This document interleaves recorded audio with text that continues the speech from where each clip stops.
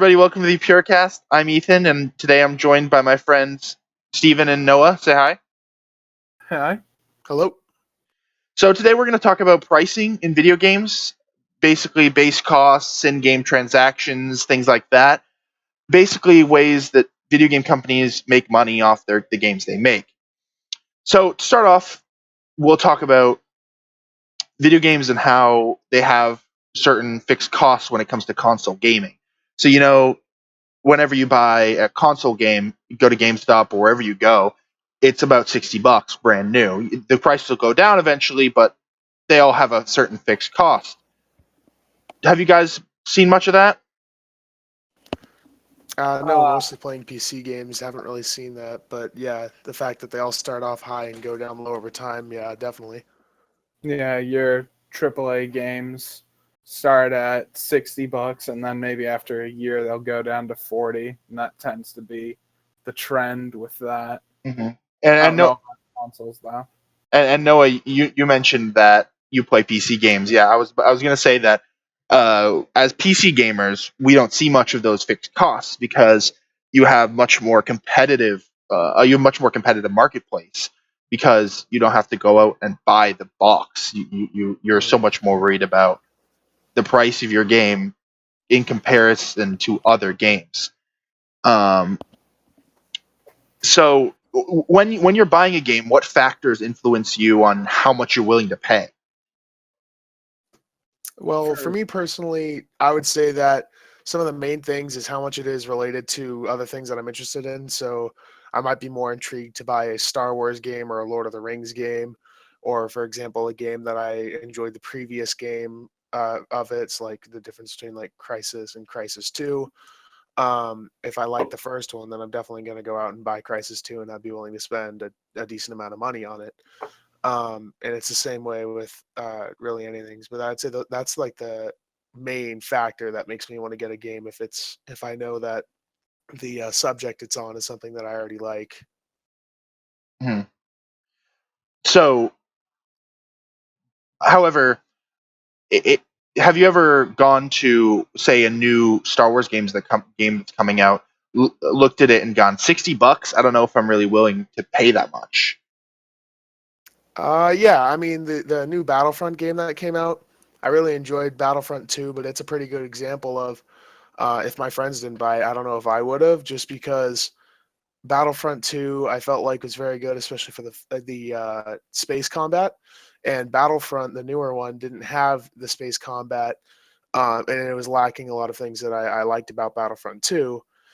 And even Battlefront 2, I kind of stopped playing. And so it being $60 when it first came out, I didn't know if it was necessarily worth it when I could always just go and play Battlefront 2 instead of the new Battlefront game. Mm-hmm.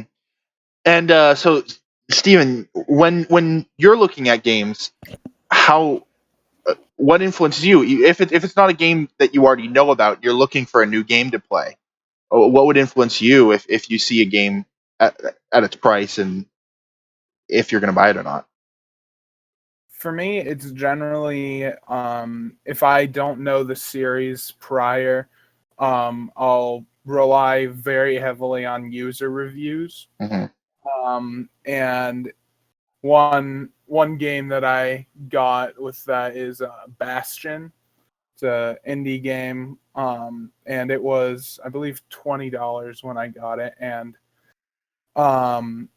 all of the reviews were like overwhelmingly positive and everything, so that ended up being worth it. Other than that, it's same thing as Noah, where if I know the series, then much more likely to spend the full amount on it. Okay. How much was Bastion? Bastion was $20, I believe. Yeah. So, do you think if Bastion was $60, do you think those user reviews would have been enough for you to pay that $60 for it? Probably not. Uh huh. So what factors was it because you didn't know any of the developers or anything, which is why you wouldn't spend that premium price for it? More that if I'm not necessarily the developers, but if I'm just not familiar with that specific type of game. For Bastion, it's a top-down RPG hack and slash style. So if I wasn't super familiar with that kind of game, then I probably wouldn't spend more than $20 on it unless any YouTubers or any people that I listen to recommend it very highly. One thing that's interesting as well is we see this a lot with Steam. There's promotional pricing. So in a certain season, like there'll be a Christmas sale, and all these games will go down in price. And I don't know about you, but I'm much more inclined. I'll go and I'll buy a bunch of games then, even if I'm not looking to play them, just because I've heard good things about them, and they're like half off. Mm-hmm. I did that with Dead Space before. It's still sitting in my Steam library, and I haven't touched it. But it was like 75% off, so yeah, just why not, right? Yeah. Those kinds of price adjustments can sometimes influence you to go, oh, well, this game was this price, and so I wasn't willing to pay that then. But so even say Bastion was $60 to start with, and it was half off, $30, and you looked at it, you saw it was good, you'd be willing to then spend that $30 because it was originally 60. Yeah, definitely. Yeah, it has that sort of psychology to it. Yeah. I don't know if you guys have ever been on them, but there's also online auction sites for games. Like there's a site called G2A where you can buy games for cheaper than you can get on Steam, or you can buy Steam codes for games just that are cheaper because people have bought the game, they don't want it, they don't want the code, or they bought maybe a price bundle of a bundle of the games and for a cheaper price, and they're selling a few of them off. Have you guys ever used any of those sites, Noah? No, I haven't used any of those before. I mean, when you get into things like that where it's being sold on a separate site, it does also come down to a bit of trust. I mean, I don't know any good way to put it, but I know Steam is like a trustworthy source. But if you're on a website, you never like, I don't know exactly how those work, but I'd imagine it's just like any other outer website where it's kind of like if you do it wrong, they could rip you off, keep their game, and keep your money. Yeah. And I prefer to stick with the thing I trust more. So what about, say, Amazon? Say you were buying a used game off Amazon or something like that, say for the Wii, and the game's normally $40, and there's a used one on Amazon for what, like 15. Would you be more inclined to buy that used one for a bit cheaper? I would. It's just with stuff like Amazon. Once again, it's more of just a trust thing where like Amazon in general is good because you can always just look at the seller's credibility, and also if they have returns. If there's no return policy, then I'd imagine that they probably are not selling a product that I can trust. So I'd probably not be interested if there was no returns or anything. Like Steam now has the refunds, so if you don't like the game, you can give it back. Yeah. That's another reason why I would stick with Steam, because it just seems like it has the best options if the game isn't what I want. So now that I talked about it a little bit last podcast, but recently we've been getting more and more indie games, and so these games that we were used to paying say $60 for the new Borderlands game plus some DLC, we're getting these indie games that are pretty high quality, and we're getting them for 10, 15, $20. So are you guys much less inclined to buy these high $60 price games, or do you think that you get what you pay for? I think for me, it's when I buy a $60 game, I already know what I'm getting. I know guaranteed it's going to be, well, it's usually going to be good in the vast majority of scenarios.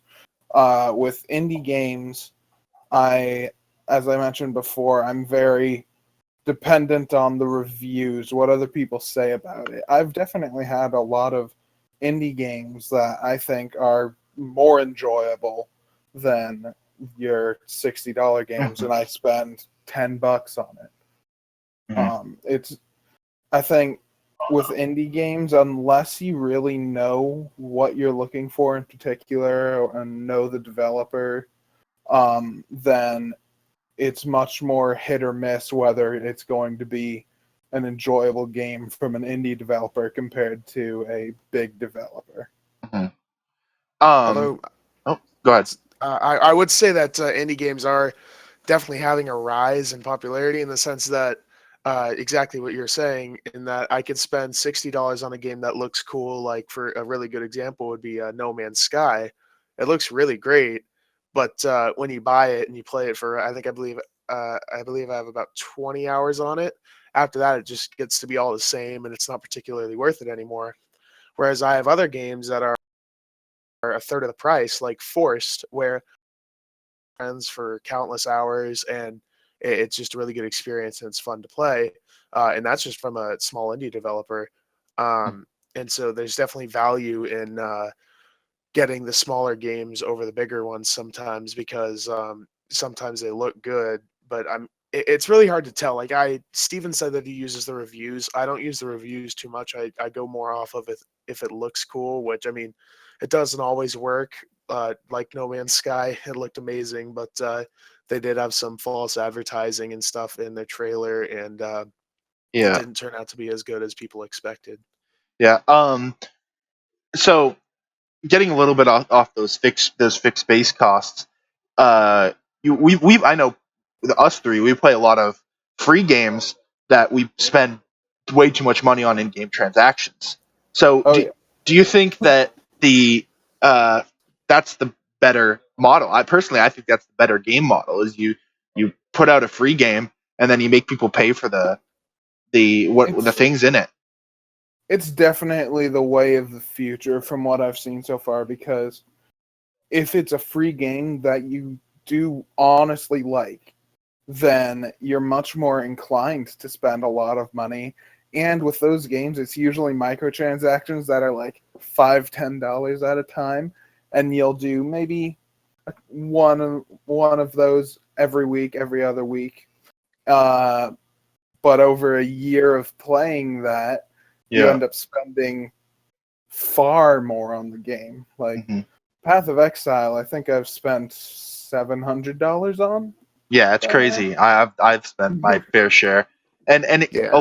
alongside of that, I don't know if you've played much, but some games that are made by Steam are starting to have community marketplaces where you pay. It's not a fixed cost for things.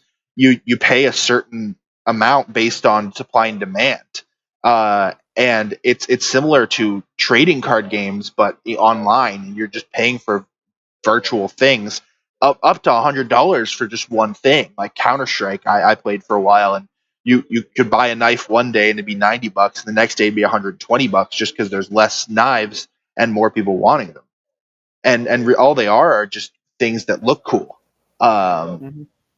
and so that's really interesting because you're getting these companies that are making all this tons of money off of these in-game items, and actually they're not making any of the money off the items. They're only making money off of the cases that get the items, but they have infinite cases. There's no supply or demand on that. That's a fixed price. Mhm.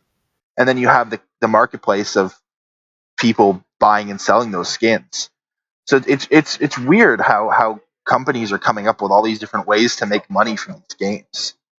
I um think I think as well with your freemium games where you spend money on, it's a free game but you spend money uh, whenever you want. I think one of the reasons I'm much more inclined to do that is because like the developers earned it. If they made a good enough game that you want to spend extra money on it, then good on them. uh-huh. You're like, I have no real issue if I really like the game just dumping hundreds of dollars a year on it. Yeah. um Now, going back a little bit to the base prices, and it's not really base prices, but with those sales, those promotional sales, sometimes you'll get a whole series of games all bundled together. It's like 70% off. And so, have you ever played like the third game of a series, gone, wow, I wish I played the last two, and then saw this bundle and gone, oh, hey, I can buy these other two for half the price of the first one I bought, but then you never go and play it? Yeah, no, I had that with The Witcher. I first heard about how The Witcher 3 was a really good game, and so I played The Witcher 3. And then later, actually, ironically enough, on a Christmas sale, as we talked about before, I saw that it was bundled up the previous Witcher games. And it was a huge discount on it, so I just got both, and I have not even installed either of them. So yeah, I mean, it was really cheap. It wasn't that bad. I think it was like only about $10 for both of the original Witcher games. But yeah, I I don't know any of the story or anything. um, but yeah, it's pretty interesting how these companies are going and getting money from it's all this marketing they're doing to get money from us just in all these different ways they can find. Um, and often we don't even get anything from it. We just like, hey, that'd be cool to have, and then we do it, and then we expect to play it, and then we never play them. Yeah, I'd Yeah. still agree with Steven, though, in the sense that I think that microtransactions are one of the best ways to go because, for example, I know we've all played the Clash games, Clash Royale and Clash of Clans, and those ones, like, it's just like I want to build an army of dragons or whatever, and so I go to build it, and like I'm just a couple of elixirs short, so I'm like, oh, I guess I have to spend $3 or whatever the amount was. It's just that tiny amount, but every day I seem to run out of elixir, and so I spend that, and then once a week I find out like, oh, I really want to upgrade this hut, but I don't have enough gold, so I spend $10, and so I'm spending $20 a week. I think like even though it seemed like very little at the time, I checked my purchase history on my phone once I stopped playing Clash of Clans, and it was well over $1,000. Um, Jeez. yeah, Yeah. if you, I feel like microtransactions are a risk because you have to get the person really into your game. Like, for example, when I was playing Clash of Clans, my friends, they made it seem like it was a sin to spend money on it. I don't know why.